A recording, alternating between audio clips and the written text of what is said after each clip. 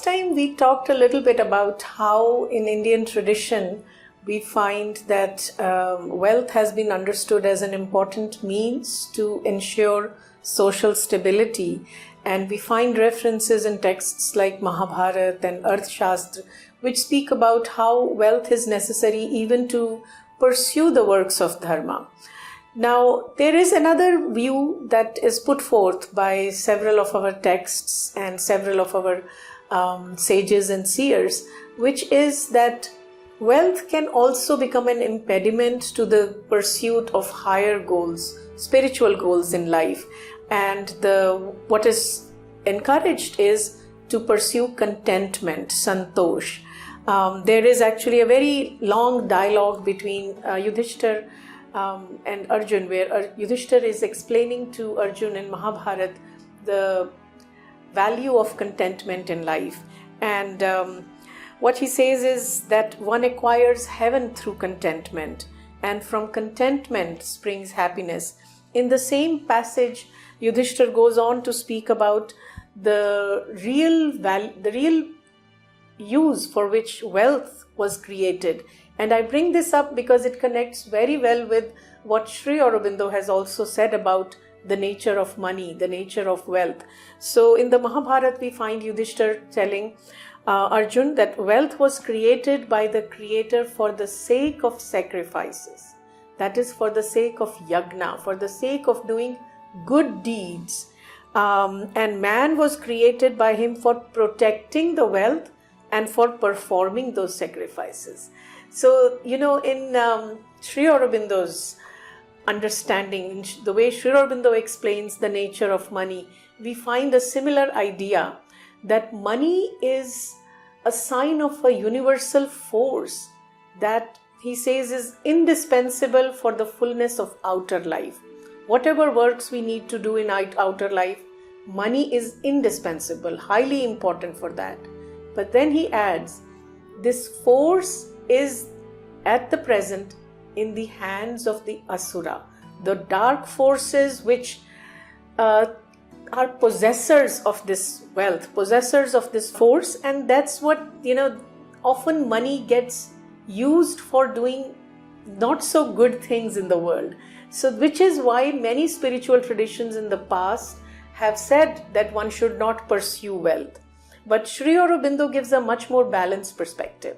He says that those who are practicing or who want to aspire for a higher life, for truer goals in life, for spiritual goals in life, who are aspiring to be some sort of a sadhaka, practicing some sadhana and yoga in life, it is their duty to actually also pursue wealth in a dharmic way so that this force can be reconquered and come in the hands of the right instruments and can be used for what Yudhishthira was saying, for the sake of doing good deeds for the world, good deeds for humanity, good deeds for the country. So the attitude one should take is to earn wealth and then use it for the right deeds in life.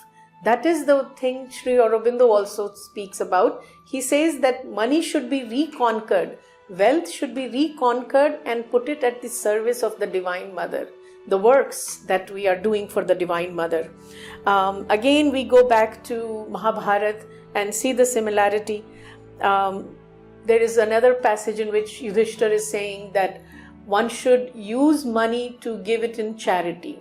But as again we see in the same Mahabharata, in Bhagavad Gita, Shri Krishna speaks about one should not just give money in charity to whatever one likes. He speaks about three kinds of dana, three kinds of charity: tamasic, rajasic and sattvic. Sattvic being the highest one, which comes with a discernment for what purpose you are giving charity, to whom you are giving charity. So that kind of intelligence, that kind of discernment also has to be developed, cultivated.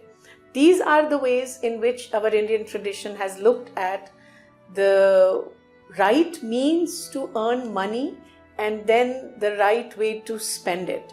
There is a very interesting reason, if you will. These two attitudes may seem contradictory, seem paradoxical in nature, but the reason I feel we find these differing perspectives given in our tradition is because the emphasis is that one should figure out a way to integrate these diverse perspectives. And in that integration, we find the right dharmic attitude towards the money.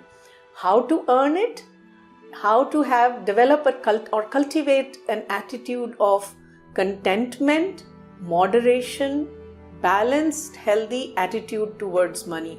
Or we can even call it as a yogic attitude towards money, a yogic relationship with money. Let me also share another example from Mahabharata again. There is a beautiful dialogue in Shanti Parv between King Janaka and Sulabha. Sulabha is another wonderful woman character in Mahabharata.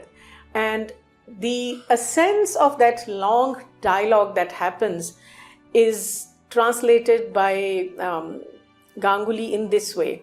It summarizes in: emancipation does not exist in poverty, nor is bondage to be found in affluence. One attains to emancipation through knowledge alone, whether one is indigent or affluent. So, as I said in one of our previous videos also, in India we have never glorified poverty. Emancipation, the true liberation, does not come when one is living poorly, nor is bondage to be found in affluence. When one is too affluent, then also one is not liberated, and at the same time one is not bonded also, one is not in bondage also. The true attitude is inner renunciation, inner tyag, not the tyag or giving away of the outer objects, the outer objects of possession, the money, but the inner detachment towards money, towards wealth, towards all that the wealth can bring. Sri Aurobindo has talked about in this context that the right attitude is not to have a rajasic attachment to money and all that the money can bring, nor have a tamasic denial or shrinking from money. So just so that okay, I am going to live poorly, I don't need all these things. That can also come from this tamasic attitude, very kind of a vairagya kind of attitude, tamasic vairagya, because I'm lazy, I don't want to work towards earning money, so I'm just going to live poorly. And at the same time, a rajasic attachment brings misery, because when we have money, when it helps us get the things that we are looking for, we are happy. It gives us pleasure, not the real delight. For the time being, it gives us pleasure. The moment that is taken away, the pain, the suffering comes back. So that kind of rajasic attachment also has to be given up. This is the way to practice an inner renunciation. So this is another way to understand what we find in Indian tradition as to the right attitude towards money.